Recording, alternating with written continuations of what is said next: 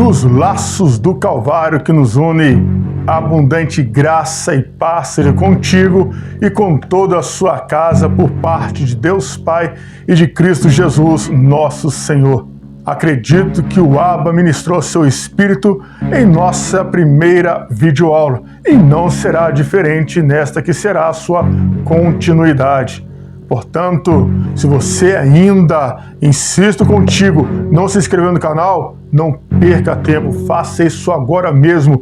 Inscreva-se, ative o sino para ser notificado todas as vezes que um novo vídeo for postado no canal. E não deixe de compartilhar e comentar logo após a mensagem ministrada seu Espírito. Todo esse tema é importante para ajudar pessoas a compreenderem a paternidade de Deus e a paternidade no lar.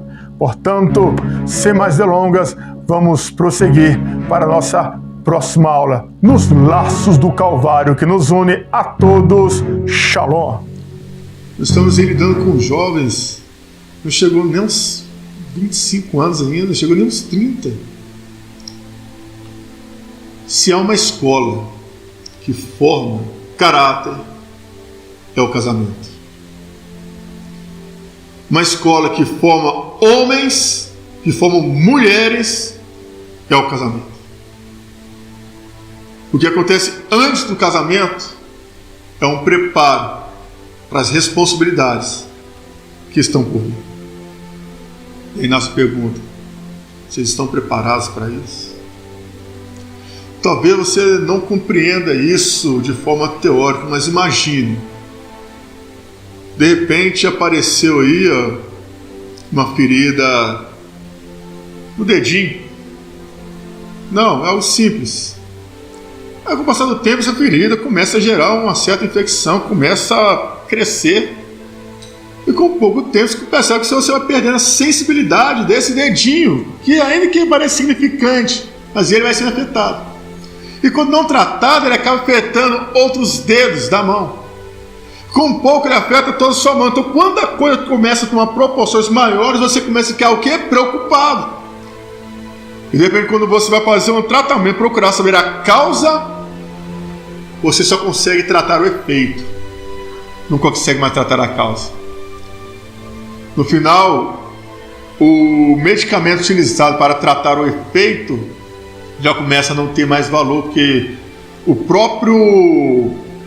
a própria infecção já conseguiu produzir anticorpos para combater aquele medicamento. Aí chega um ponto onde perde a sensibilidade do dedo, a mobilidade das mãos e tudo. Daí a pouco tem que fazer o quê?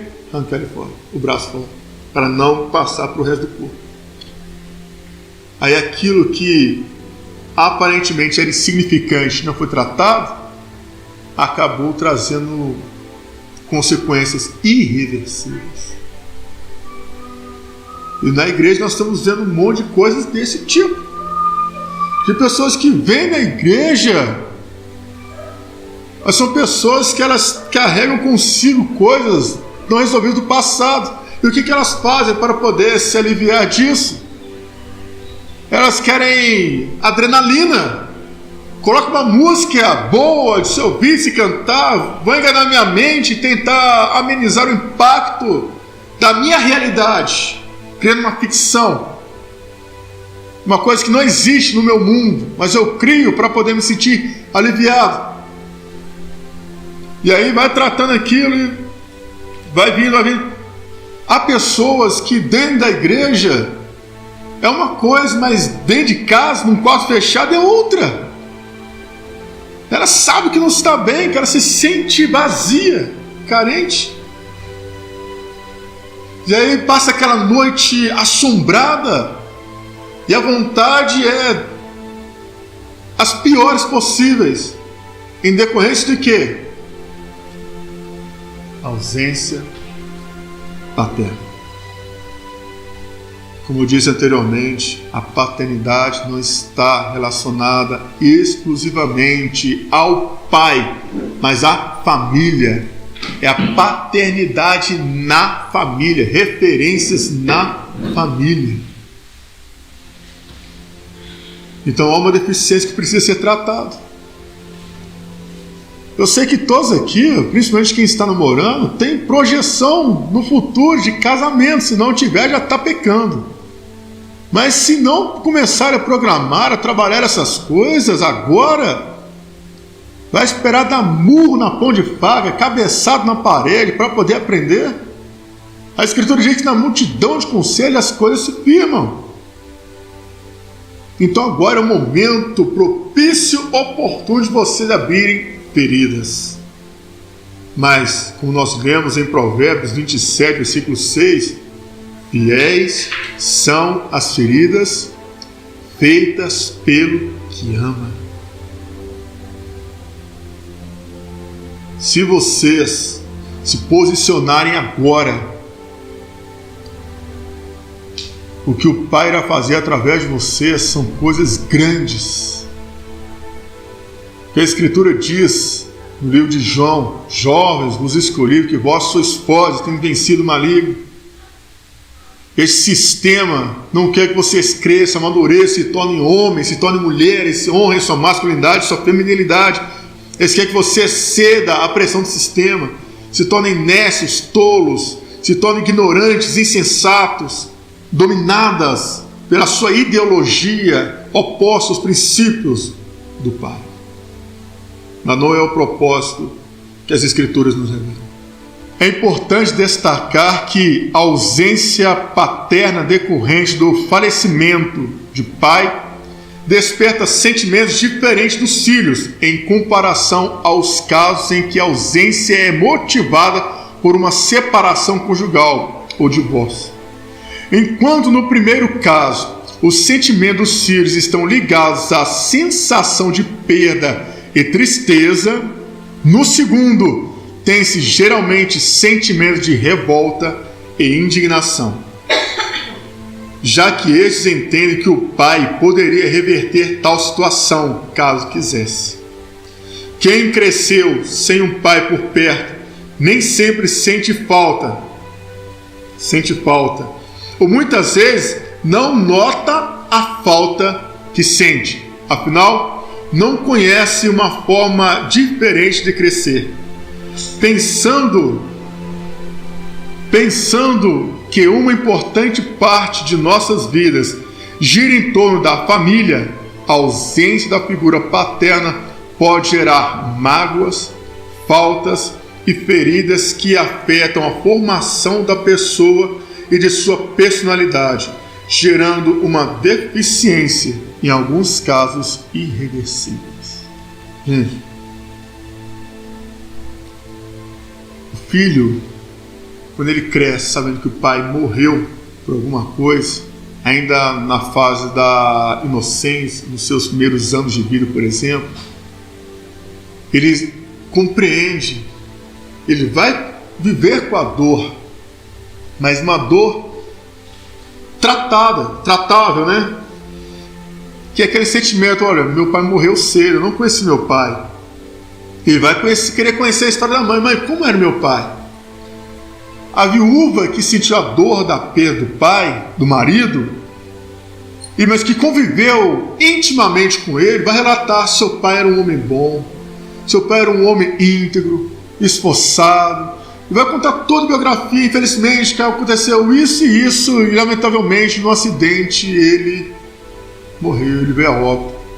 Mas o filho vai ter a referência de um pai herói, de um pai homem, de um pai que honrou a esposa.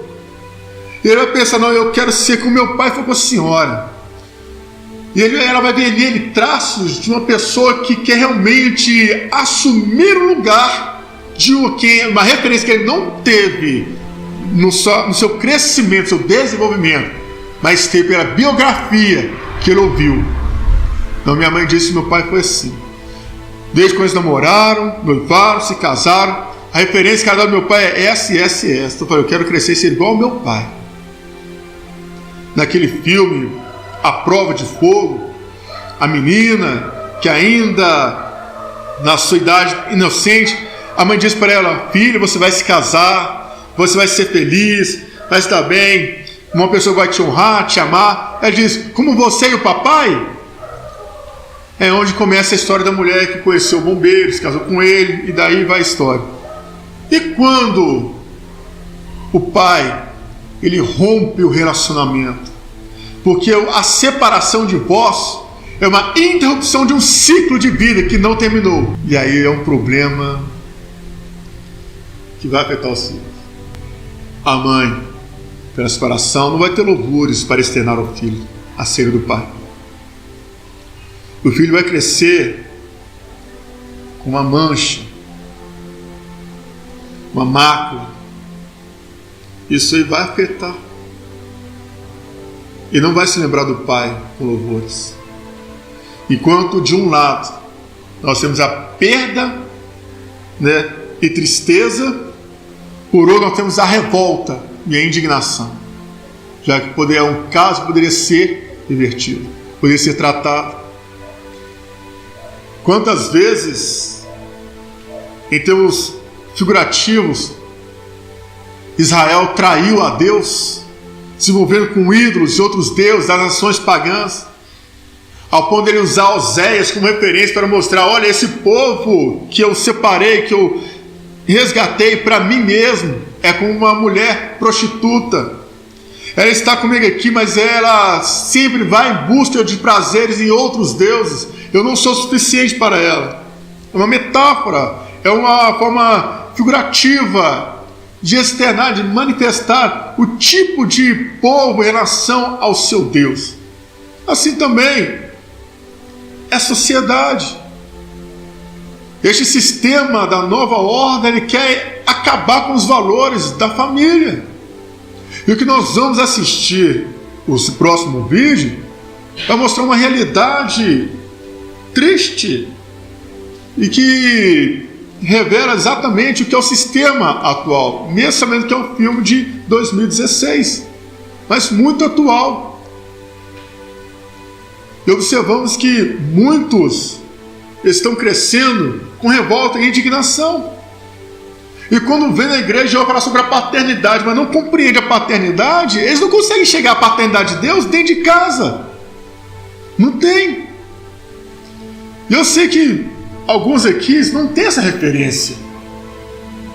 E quando você não tem essa referência, você não tem para onde inclinar. Vai ter que aprender a lidar com o que tem, pois te será o suficiente para preencher aquele lado que você já está inclinado a ele, mas o outro ficará vazio. O outro ficará aquele buraco nele, que não foi preenchido. Isso atrapalha, porque chega numa determinada faixa etária. Isso quando alguns não começam cedo. Gente, isso afeta relacionamentos de diversos, relacionamento social, profissional, conjugal, sentimental, emocional. São rupturas terrenas e que, para ser ainda mais amplo, nem na igreja você consegue sarar essa dor. O princípio de Deus desde a criação foi a família. Eu quero que você preste bastante atenção nesse vídeo que nós vamos assistir. E isso também vai revelar muita coisa dentro dessas feridas que são abertas no divórcio, na separação de corpos, nas perdas e principalmente na ausência paterna. Esse filme de 2016 e está disponível na internet também, tá? O xerife tem uma coisa para nos dizer essa manhã. Xerife? Obrigado. Tinha um e-mail na minha mesa que eu quero compartilhar com vocês. Foi feito um estudo recente do aumento das atividades de gangues violentas. Em quase todos os casos, cada membro tem uma característica semelhante: fugitivos, desistentes da escola, garotos drogados e adolescentes presos. Essa característica é que a maioria deles vem de um lar sem um pai. Falando de outra maneira, Quando o pai é ausente, os filhos têm 5 vezes mais possibilidade de cometer suicídio, abuso de drogas, 20 vezes mais possibilidade de acabar na cadeia. Escutem, eu sei que o turno de vocês é duro. E sei que vocês veem o pior lado das pessoas por aí.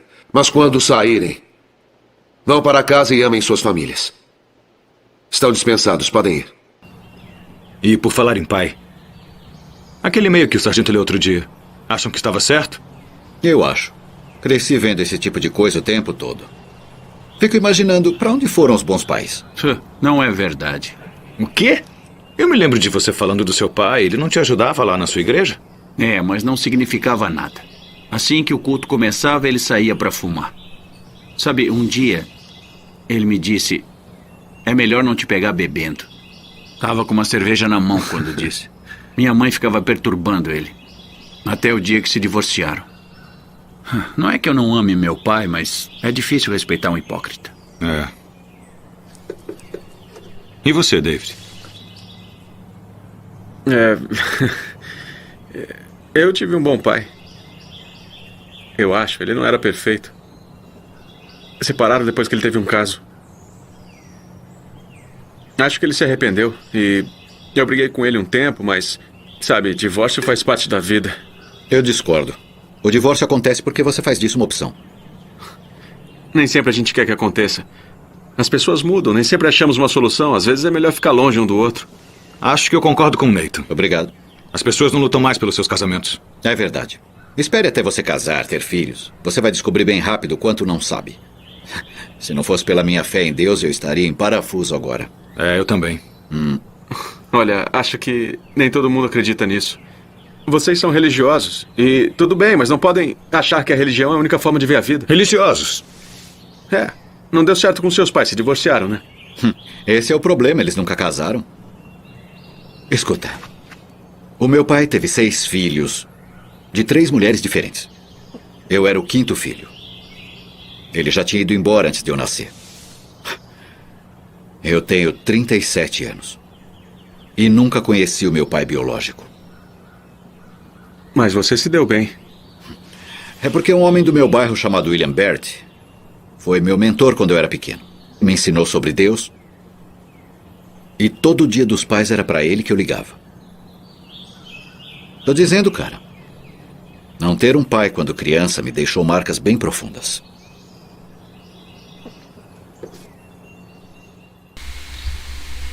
Gente, olha a narrativa desses homens. Todo o filme é voltado para a paternidade. O jovem que acabaram de entrar para a polícia e disse que os pais dele separaram, né? Brigou um tempo com o pai dele. Você notou a pergunta que ele faz para o rapaz? Falou: você se deu bem na vida, né? Eu me dei bem porque um homem chamado William Bert foi meu mentor espiritual quando eu era criança. Por que ele fez essa pergunta? Porque ele era pai, mas ninguém sabia. Ele havia tido uma filha, uma língua torcida na faculdade. Ele queria que ela abortasse a criança, mas ela não quis, decidiu seguir. Então ele estava com uma ferida na alma, mas não foi tratado.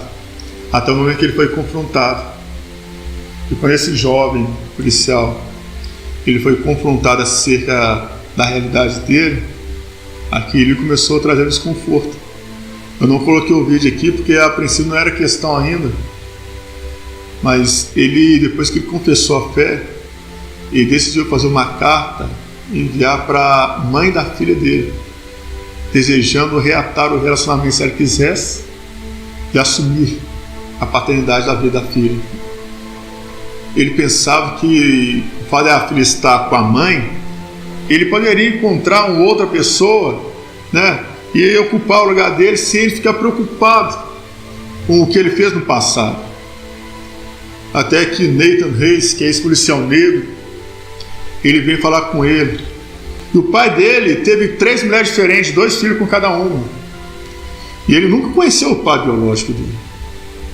E ele disse, deixou marcas bem profundas. Você acha que uma pessoa que cresce sem a presença paterna, você acha que ela cresce bem? Tira experiência, cada um consigo mesmo. Sabe, quando você chegar na fase dos seus 40 anos, que é a minha faixa etária, você acha que você vai conseguir lidar bem com isso? Quando o homem é bruto, quando ele é agressivo, esse é o mecanismo de defesa que ele tem quanto ao vazio que ele carrega consigo desde a infância. Ele tenta ser monstro, tenta ser forte, tenta ser agressivo, tenta ser robusto, mas na verdade não passa de um menino amedrontado, porque tem medo de encarar a realidade. Então o que ele sabe para tentar amenizar o impacto da dor? Narcótico, maconha, cocaína, loló, diloende, benzina, chá de cogumelo, cola, tiner, né, rachixe, e todo isso, LSD, e toda espécie de narcótico, de droga que ele puder, ele vai ingerir. Alguns se tornam alcoólatras. Quando você vê esse monte de jovem aí, ou até mesmo idoso, pessoas mais avançadas de idade, enchendo a cara, embebedando, até que é no chão, é porque não teve uma figura paterna, ou então sofreu dentro de casa com a presença do pai, só apanhava. São pessoas que não teve nenhum exemplo dentro de casa. Eu te pergunto, que futuro você quer ter? O que você quer levar para a sua vida? É isso que esse mundo está ensinando. E a ausência de ensino sistemático como esse vai continuar gerando rupturas negativas, você tem que tratar. E a situação que ele estava mencionando aqui, uma pessoa que conseguiu vencer, meu pai disse para não pegar bebendo, o que ele está fazendo com uma garrafa de cerveja na mão? Sabe, não é que eu não amo meu pai, mas é difícil respeitar o hipócrita. Eu sei que, gente, eu estou me contendo aqui, mas eu sei que não é fácil. Nós crescemos sem uma referência no lar. Nós buscamos meios, métodos para mergulhar a dor, para tentar enganar e dizer que não tem nada, que está tudo bem, mas não está. Não está porque nós sabemos que no fundo, nós sentimos falta. E quando você encontra um pai numa praça brincando com o filho, a sua memória vai dizer para você, você não teve isso. Você vai dizer que não sente falta. Mas num dado momento essa solidão vai bater de forma tão veemente no seu coração que isso vai te trazer dor. Já viu aquele cenário onde a pessoa em estado de dor e de um pesar profundo, ela começa a quebrar as coisas, quebra a televisão, quebra o móvel, quebra a taça, quebra tudo que está na frente.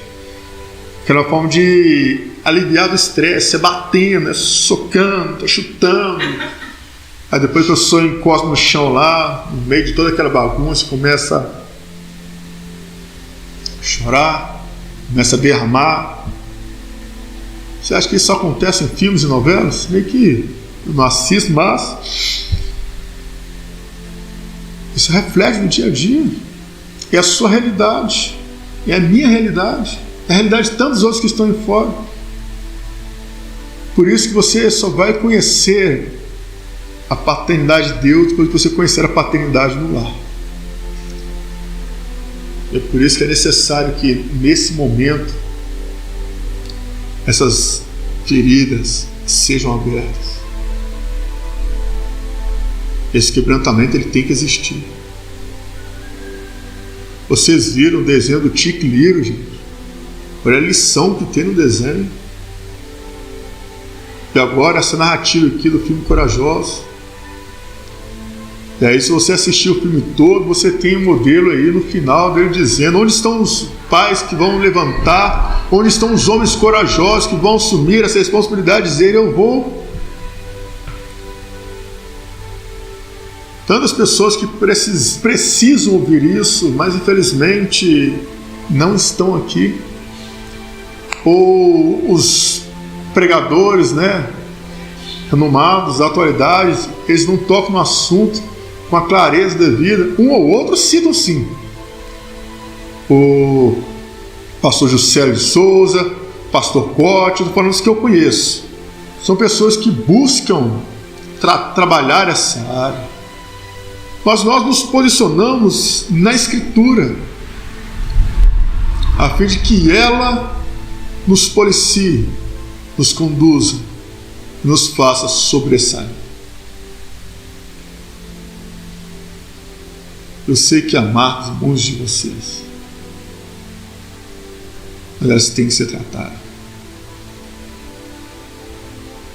Você não pode se mascarar com os louvores, com pula, sai do chão, né? Com vai lá, vai lá, vai lá, vai lá, uhul, chu, errei, né? Igreja preta, igreja branca, dá um passinho para a esquerda, dá um passinho para a direita. A nossa realidade ela é árdua, ela é ferrenha. Nós temos que tratar isso, gente. Para você, jovem, vocês têm que ser homem agora. Vocês têm que honrar essa virilidade de vocês e serem homens. Não se posicionarem como meninos, mas começarem a honrar agora o DNA de Deus em vocês, do Pai em vocês. Assumir essa identidade e fazer a diferença, porque a vocês o Pai está confiando coisas grandes e firmes que outros rejeitaram. Vocês são Davi no lugar de Saul agora, e Jacó no lugar de Esaú. Vocês são Josias no lugar de Josafá. Vocês são os homens que vão fazer a diferença nesse mundo. Essa sociedade não está nem aí para nós. Eles estão querendo impor leis que ferem os princípios de Deus, mas nós somos a voz de Deus nessa geração que não se cala. Nós somos a marca de Deus na terra, a referência, o selado dele para fazer ecoar a voz da eternidade. E hoje vocês se posicionarem e dizer que vocês são resposta de Deus para essa geração. Vocês não são meninos mimados, são homens a quem o Pai chamou para fazer a diferença. E essa diferença que é em vocês vai ecoar. Na hora de se posicionarem como tais. As minhas jovens se tornarem como mulheres autênticas, idôneas, que assumem responsabilidade no lar, assumem responsabilidade consigo mesmas,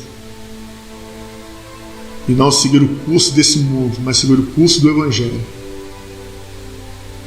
e deixar que isso aconteça,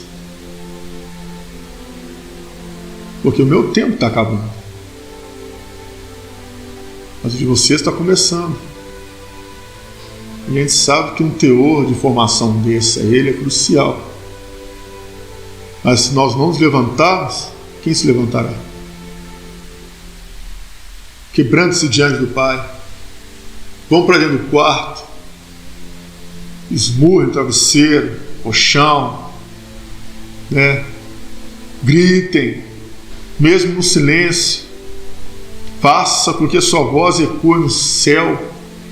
Transcendam por meio da fé as questões espirituais e busquem nele um divisor de águas e marchem, mas marchem mesmo, e serão pessoas que vão fazer ecoar a voz de Deus através de vocês.